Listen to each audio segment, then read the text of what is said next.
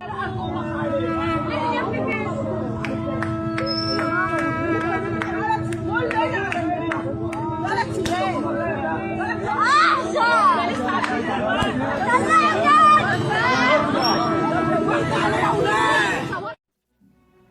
الواحد بقى تعبان وقلبه وجعه من اللي بقى يسمع كل يوم تاني.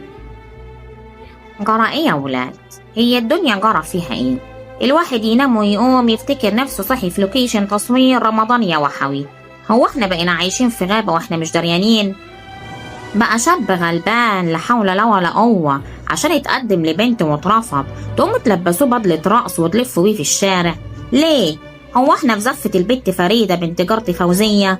فين النخوة؟ فين الرجولة اللي كانت بتهز الحارة لما حد يظلم غلبان؟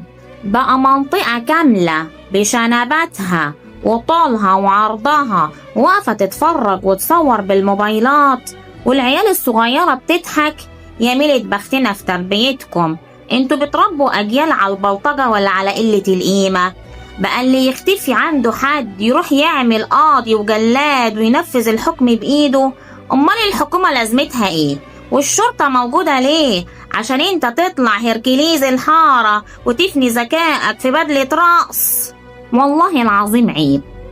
والعيب مش بس على اللي عمل كده، العيب على كل واحد شاف الظلم وسكت، وعلى كل واحد فكر من الرجولة هي انك تستقوى على واحد ملوش ظهر.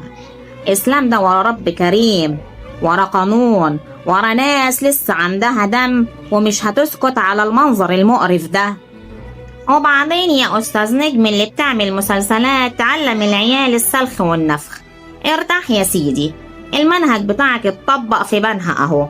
مبروك علينا القدوة اللي ضيعت الأخلاق. حق الواد ده لازم يرجع، والبلطجة دي لازم تنتهي، وإلا بقى كل واحد يجهز بدلة رقص في دولابه عشان لما جاره يزعل منه. اتقوا الله، ده الظلم ظلمات يوم القيامة يا عالم حافظة مش فاهمة.